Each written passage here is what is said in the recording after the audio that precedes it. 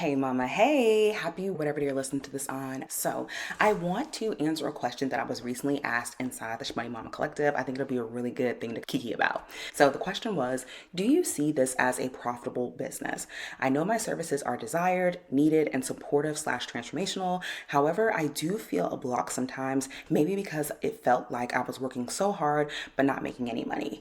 And I thought this was a really good question because when people are talking about their business, the first thing that you're wondering is, okay, is this business profitable?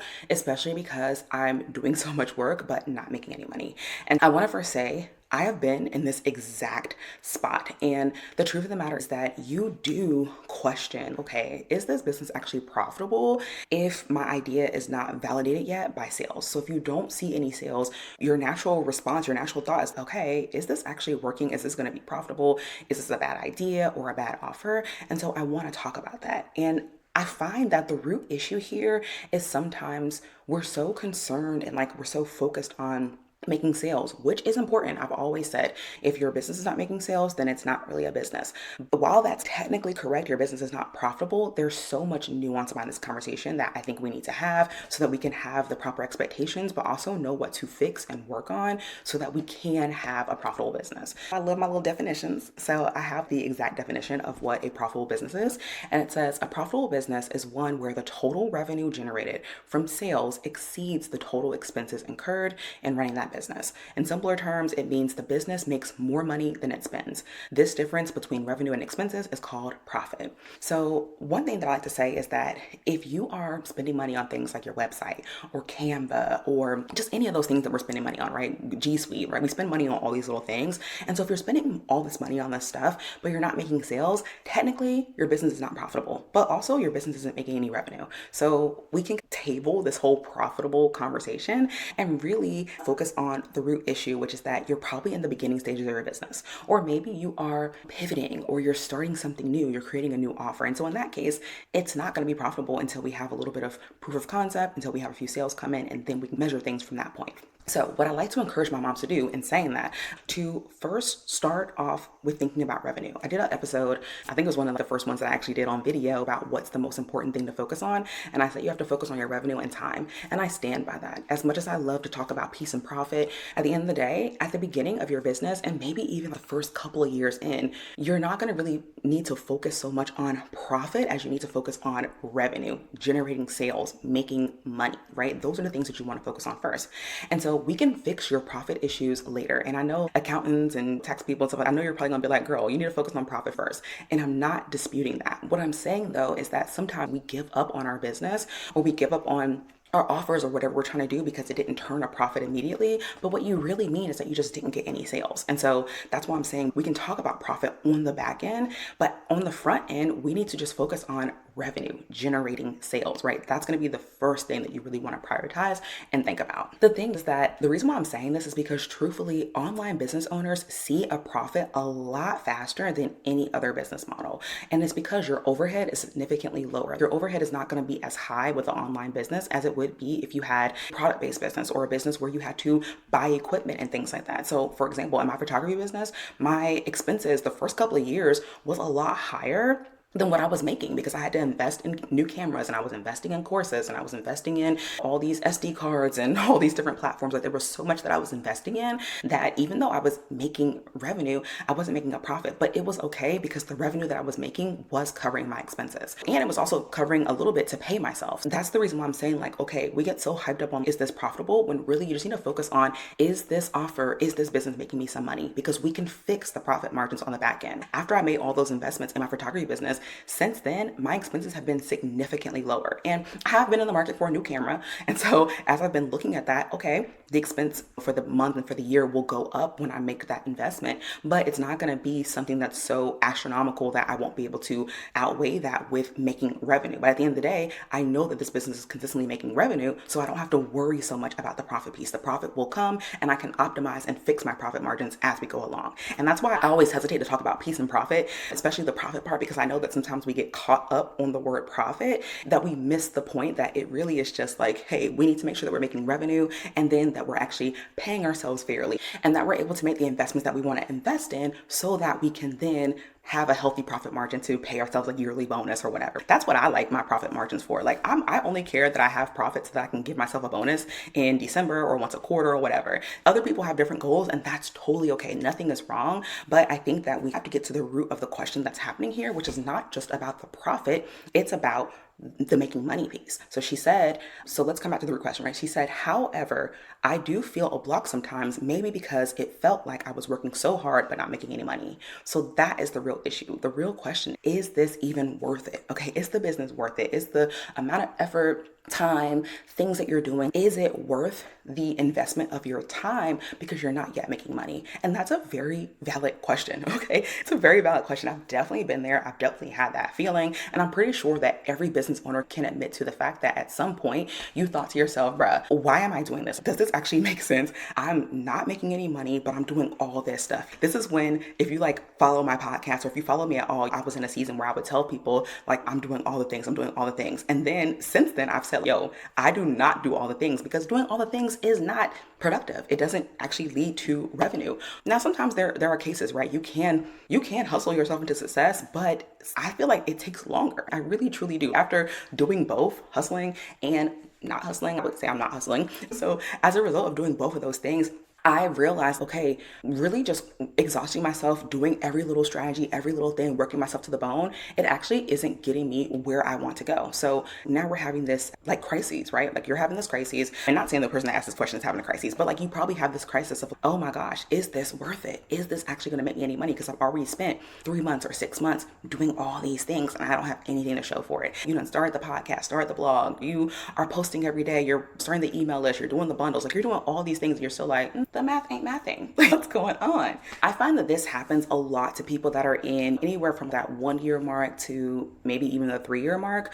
where maybe you've had a couple of clients here or there, but it hasn't been anything consistent where you can say, oh, okay, this business actually works. You don't have a ton of proof of concept, or you don't have a ton of like reviews and things. Like you might have 1 or 2, but it's like you get on sales calls, you talk to people, or you have conversations with people, but they don't buy. And so in your mind, you're thinking, it's been long enough. Like I've done my time, and yet still I'm not seeing a result. And I know how this feels because I was definitely in this place with my photography business for a little bit where it was like, okay, I know that my work is good. I know that I've done all this stuff, and yet still no one is booking me for XYZ service. And it was very frustrating. So I just want to encourage you in that you're not the only person that feels this feeling and that has this question of, okay, should I actually keep doing this considering that I'm actually not making any money? What is actually happening here? And I feel like what really makes it worse is that as moms, we know we don't have the time. We don't have the time already to do what we're doing. And then for it to not produce sales, it's like this doubly sucks because I could be doing so many other things with my time, and truly we don't have the time to waste. When you're thinking about your time, when you're thinking about your schedule, it's like I have all these other things that I have to do. If I didn't have to put this time aside to do these activities, to create content, to do all this stuff, if I didn't have to do those things, it would free me up to do so many other things in my life. And so I think this also comes with the conscious decision to say, I'm going to make this business work, which that's a whole other we'll have that conversation another day, another time. But there is a conscious decision that we have to make to say, okay, I'm committed to seeing the success of this company, regardless of how long it takes. Because for some people, it happens relatively quickly, right? You might have a community already, an audience, whatever, people that are ready to buy. But on the other end, if you are just breaking into your industry, it might take some time for you to build your authority, to build up the awareness around your brand, to build up offer awareness. Like it might take some time to do those things. And I feel like that's a conversation that we don't have enough, because I think so often we see people just jump online and boom, they're making money. But most people are a slow burn. I know my business had a pretty slow burn, even though I was doing a ton of work. Like when I think back on the work I used to do at the beginning of my business, I'm just like, girl, how did you have time? Which I actually didn't, which is why I burnt out. There were just so many different things that happened. And there were seasons where I wouldn't have clients. And I would think to myself this exact question of, is this business worth it? Is this business actually profitable? Is there a potential for it to be profitable? And maybe that's a good question to say too. Is there a potential for this business to be profitable? Or am I just wasting my time doing all this stuff that's actually not leading to an end result? And it just makes you upset. It makes you frustrated. Trust and believe, I know this feeling, which is why I wanted to answer this question, because I feel like I relate to this so hard. in certain seasons of my business, I've definitely felt this exact feeling. So one thing that I always say when it comes to sales or like this type of question is you have to shift the lens that you're thinking about this entire situation from, right? We're thinking about it from the focus of there's a lack of sales. We're doing all this work, how much work I'm doing, how much time I'm having to spend trying to balance it with my kids. Like we're looking at all these negative things. But the truth is that when we look at all these negative things, lack of sales, lack of leads, lack of this, like when we're looking at all the negative stuff, we're going to continue to attract that. Literally, the Bible says, I think it's in Proverbs 18, verse 21, it says, death and life are in the power of the tongue, and those who love it will eat its fruit. And literally, this verse highlights the impact of our words, the weight of what you're saying. And it also is emphasizing that through your words, you can bring about something positive or something negative. And it's up to you. It's up to you what you want to bring into yourself. And so because of that, I really want to encourage you. The first thing you have to do, and I know people hate to do this, and I even hate this too sometimes, but I think sometimes the foundational thing is our mindset, because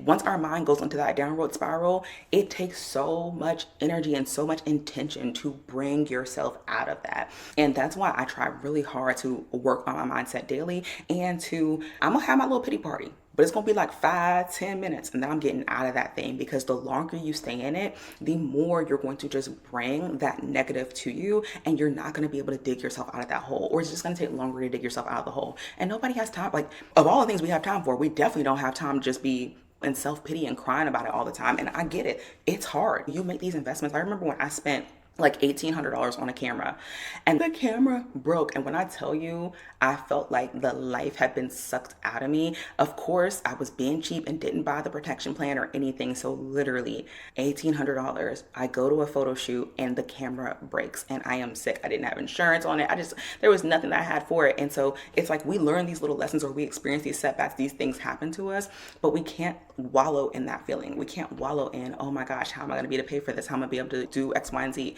We can't wallow in those things. And so if you're in a season where I'm not making any sales, okay, let's have our minute. We're going to have our 5-minute pity party. I love doing this with my clients. Okay, we have our little 5-minute this sucks session. And then after that, we get ourselves together. Like we get our butt back in focus, okay? And we just move on from there, and we choose to affirm what we actually want. So I really want you to think, instead of focusing on, is this business profitable? Am I wasting my time? This and the third, I want you to shift, and we're going to focus on, what do you actually desire? What do you actually want? And let that be where your mind goes. One thing that I've learned, and one thing I've realized after working with tons of business owners and just being in tons of businesses, is that profitability is not about like your desire or your effort. It's not about, oh, I really want this, so I'm going to do it. Or you don't have to be overly positive. I'm big on toxic positivity. You don't have to be overly positive to have a profitable business. You don't have to work the hardest. Actually, some of the most profitable businesses that I've worked in, or just I know their business model, those business owners, they are giving bare minimum. That's why I love my concept of bare minimum, because I know it to be true. I know it to be true in my business. I know it to be true in other people's businesses and my clients' businesses. I found that bare minimum wins the game, because you don't have to do the most to get the most. It just doesn't work like that. There's not a direct correlation. Can it help? Sure. But there's no direct correlation between, oh, if I work really hard and if I want this really bad, I'm going to see success. No, because I've definitely been the person that has worked really hard. I wanted those 10K months really bad, and I didn't get that. So it's not a direct correlation, and you can be doing things that sabotage your actual success. So I want us to reframe what we're focusing on. And I also want you to think about, okay, do I have a system, in my case, a bare minimum sales system, that allows you to consistently convert, right? Because if you don't have that system, then yeah, you are going to do a ton of work, put out a ton of content, do all these things, and then wonder where the people are. I see this happen so many times when I'm doing audits, where I'll look through your content and I'm like, girl, I don't even know what you sell. Like, of course nobody's buying. You're not selling because you haven't thought about an entire system. You haven't thought about from start to finish, what are people going to do? What is their next step? So these are the things you have to think about when you're thinking to yourself, is it worth it? It probably is worth it, but there are some things in your system that aren't quite working. And that's what needs to be fixed in order for you to see the fruits of your labor, the fruit of all your hard work. So the reframe is not, is this profitable, or is this a good business, or am I wasting my time? The reframe I want you to have is, have I set this up to receive profit? Have I set my business up to make sales? I want you to ask yourself, like, is it set up properly? Do you have a system? Do you have a process? And you have to have one. Like, I know that a lot of people make it seem like, oh, I just post every day and make sales. that's not how this actually works. I'm sorry, that's not how this actually works. Like, we have to be all the way for real. And I think that the online space sometimes gaslights you into thinking that you just wake up and start a podcast, or you just wake up and have a YouTube channel or a blog or whatever, and boom, clients come in. Not exactly. I'm not saying that it's not possible. I'm just saying not exactly. And so if you've been doing that and you're not seeing the result, then now it's time to question, okay, is there an actual system? Is there an underlying baseline strategy that we can tap into to make sure that we're making those sales that we want to make? Because I've been there, and you're probably there too, where you are doing all the things and you're not making a single dollar. And at this point, you are questioning, is this going to work? Is this profitable? Does this actually make sense for me to continue to do? And I know this because I've literally quit my business for this exact reason. First off, people were stressing me out. Okay, that was one thing. Clients were stressing me out. The ones that I did have were stressing me out. But then on the other end, it was like I had these clients that treated me poorly, and then I would go through a 6-month time period with no clients. So it's like you get a burst, it's only a couple of people, and then you go through this long season where there's no clients. And it makes you think, how can I actually build a living off of this? I can't build a living off of this. I'm not happy with the work that I'm doing. Like, you're thinking all these things. And the truth of the matter is that your business just doesn't have the capacity to actually be profitable. Like, you don't have anything in place for the company to actually survive and thrive the way that it needs to. So before I dive like a little bit more into this, I do want to make a slight side note onto pricing, because when we talk about profitability, I think it's important that we talk about pricing, because it's one of the key pillars of profitability, right? It's the revenue and the expenses. So we have to talk about pricing, because that is going to be your revenue. And in talking about this, I literally have, I want to say 3 lessons inside Money Mama diving into like pricing, because I know that pricing is very tricky. And honestly, charging money and talking about money, it brings up a lot of emotions for people. I actually did a whole thing where I had to get to the root of where my money issues came from and my money trauma and all that kind of stuff. Like I went through a whole thing for that. And so I realized just how emotional money and pricing and charging is, especially as Christian women. If you're selling directly to Christian women, or even just being a Christian woman, sometimes it feels weird, or it feels like, I don't know, when it comes to charging or like putting a price on things. And because I know this, I can't have this conversation without making this slight caveat, because I feel like one of the reasons why we experience issues with selling or charging or whatever is because we don't want to have the money conversation. It can feel a little awkward, or people always say, I don't want to feel salesy. It can feel hard to make the ask to say, oh yeah, to work with me is $5,000. Okay, my baseline package is $2,000. It can be hard to say that with a straight face, or it can be hard to even come up with the words to type that. And I have clients that like, they can barely even type it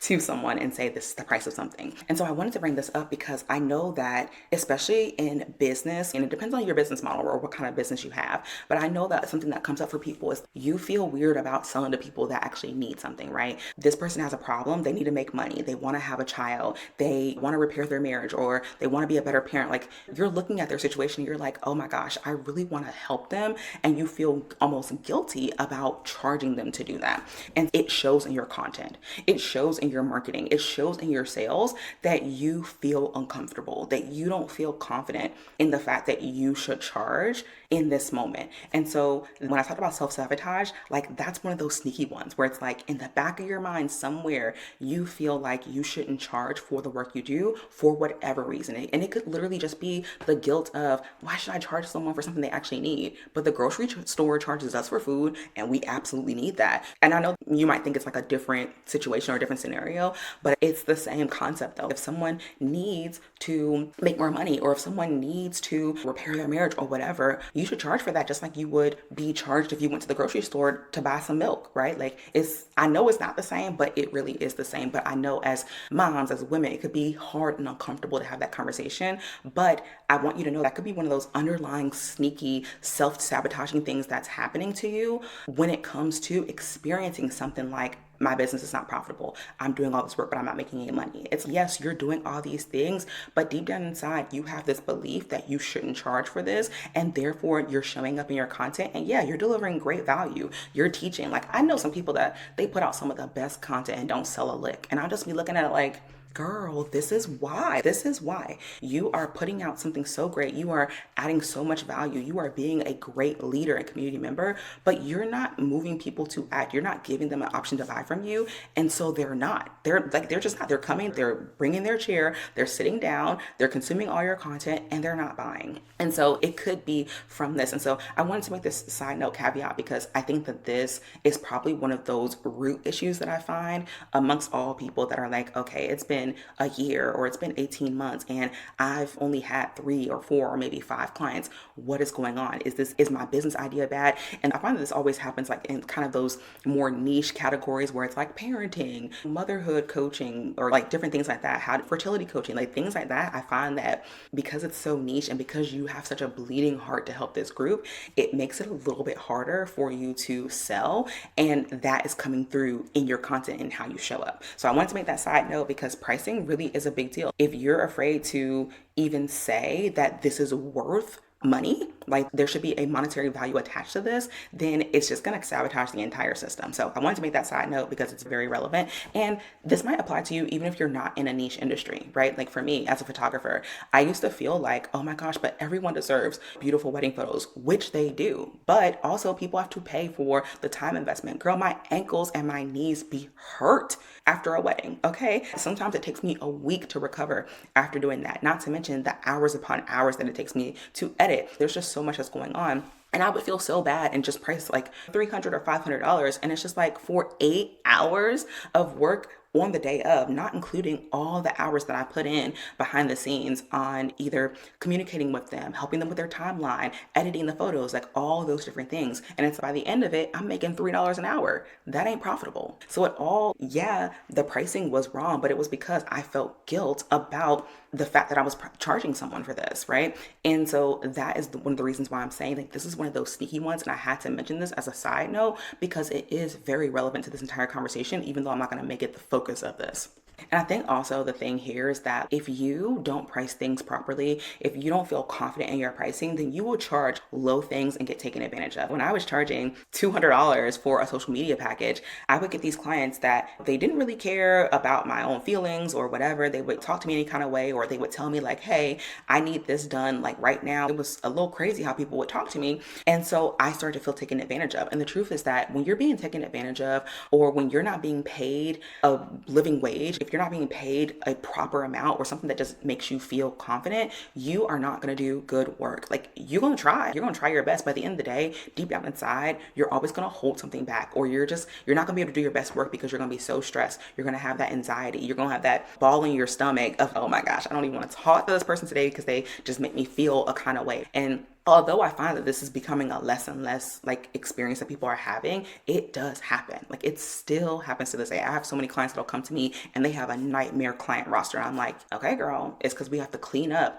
your pricing and what you think about your pricing and what you think about your ability to charge and the value of your work. We have to change all those things because this is why you don't have a profitable business model, or this is why you feel like, oh, I'm not getting any clients, or I'm doing all this work and I'm not seeing anything come from it. It's because this could be one of those, again, sneaky little thoughts that is jeopardizing your entire business. So getting back to the main question, is your business profitable? Maybe not, okay? Maybe not. But I want you to think about this as it's not that your business is not profitable. It's just not profitable yet.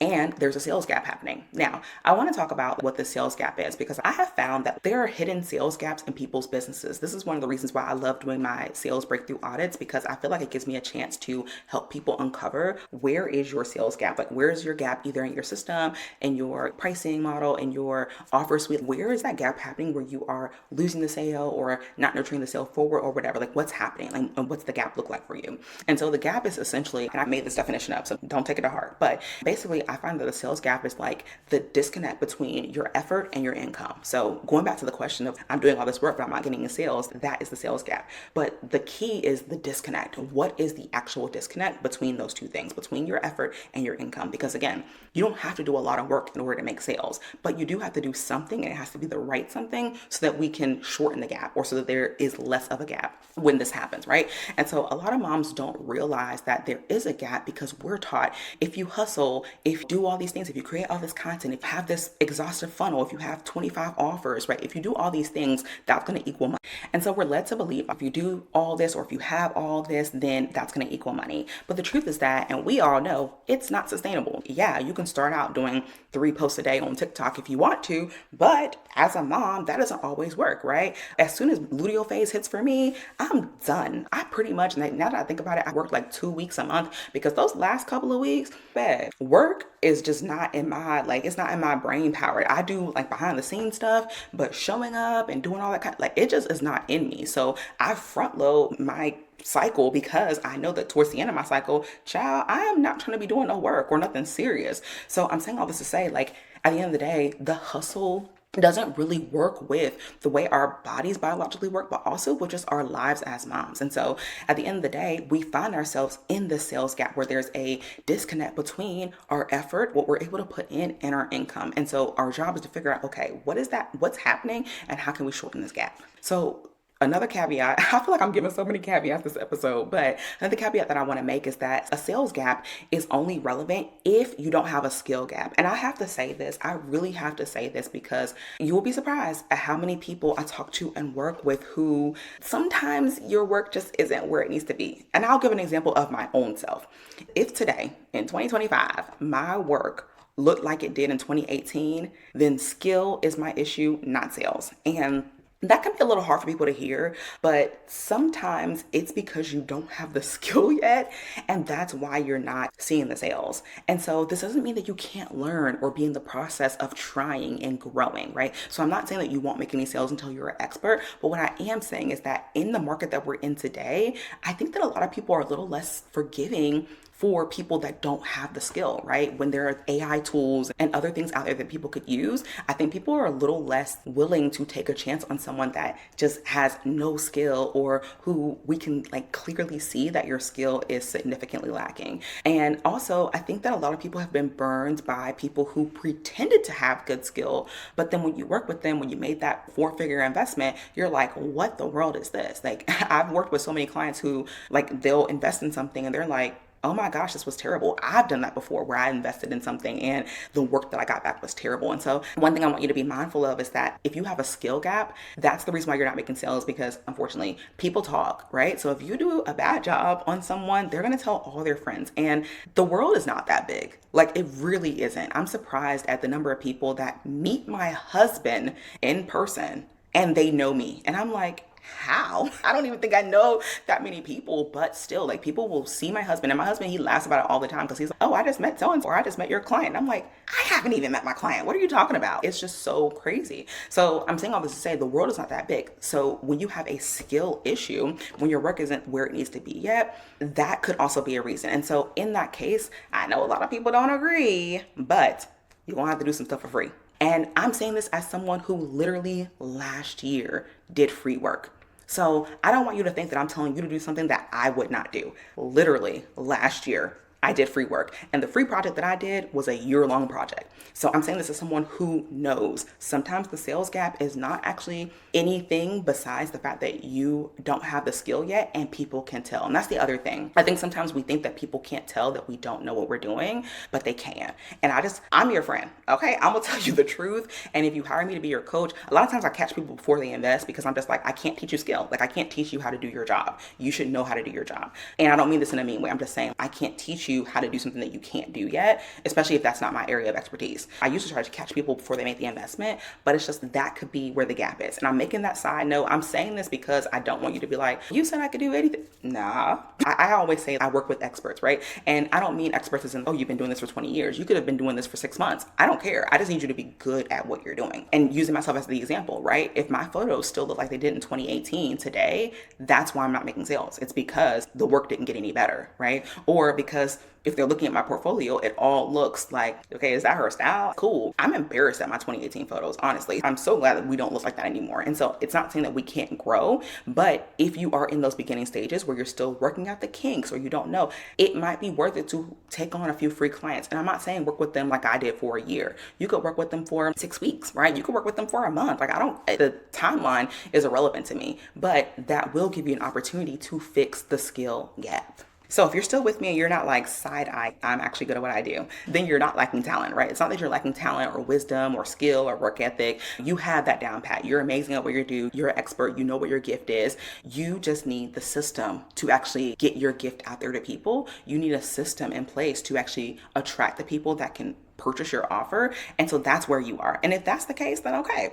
The sales gap for you might actually be strategy overload. So there's 2 sales gaps that I find a lot of people have. One is strategy overload, and 2 is that you don't have an actual bare minimum system. So the first thing, like I said, is the strategy overload. You literally have a million strategies, a million freebies. You're in all these memberships and you have a coach and you go join a membership. Like, what in the world did you even implement what the coach said? And now here you go in a membership, or someone gives you feedback, right? And then next thing you know, you're looking at a podcast episode and you're like, oh, they said do this. And now you're changing everything. So you have strategy overload. And I will die on this hill. I ain't gonna die on no hill, but like I will stand on the fact that if you don't commit to one thing, you're not going to be able to see any kind of momentum in that. And at the end of the day, I will always be a huge advocate of let's test and see if something will work. You won't know unless you give it some time and effort. But a lot of times we jump, oh, this person said do this, or I have another coach over here that's saying do that, this, that, and the third. It's okay.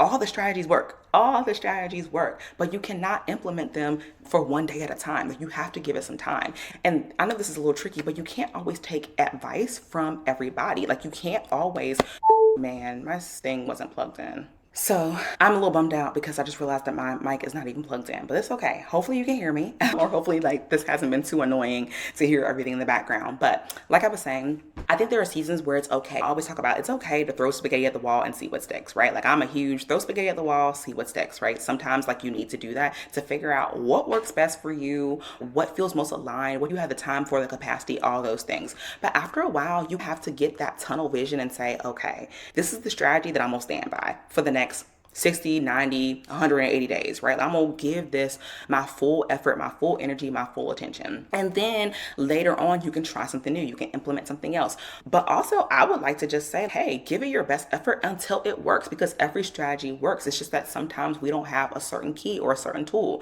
For example, I've been podcasting for 4 or 5 years, and this year, I invested in an accelerator for my podcast, and literally I had the biggest breakthrough I've ever had in my podcast. Now, my podcast has always been relatively consistent. It always has had consistent growth, but I did go through a slump and I didn't really know why. I could have very easily have said, you know what? It's taking me too long to convert from the podcast, this, that, and the third. I've been doing it forever. I'm not going to do this. But I stuck with it and I hired someone that could help me with that specific problem. Prior to hiring someone though, I went 8 months of podcasting with no client coming from the podcast. Now, I have other marketing channels, so I was okay, but I literally was podcasting for 8 full months, yapping, getting up here, running my daggone mouth, and nobody bought from the podcast.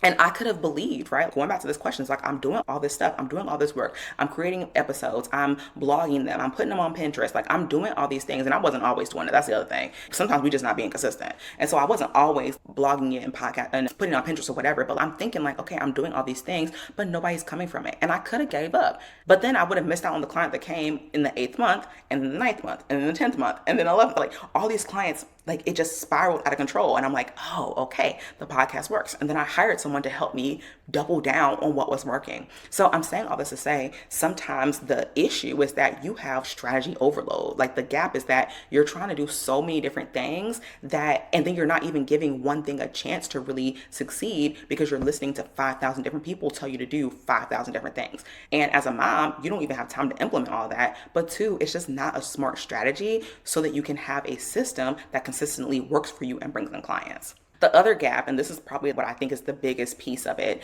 is that you don't have system simplicity. Like, you need to have a simple system. And I know that we don't like systems is not the most fun thing in the world to talk about, or like people just might be confused or have questions about it. But all I want to say when it comes to system simplicity is just a lot of times you have a gap because you have your offer, you have your audience, and you have your sales system or your sales process, but it's all out of sync, right? There's no step-by-step process of, okay, this person found me on Instagram, and from Instagram, how did they end up in my offer, right? You don't have that clearly defined, and therefore nobody is going through that process. So yeah, you might have people seeing your Instagram content, but because there's no next step, they're not even ending up in the position to know what your offer is and be pitched your offer. And a lot of us we're not selling in our Instagram feeds. We're not selling. Some people aren't even selling their Instagram stories. So if you're not selling, it's like, where do people have the opportunity to actually buy from you? Where do they have the opportunity to be nurtured more deeply by you? There is none. And that's the problem, right? That's where the gap happens.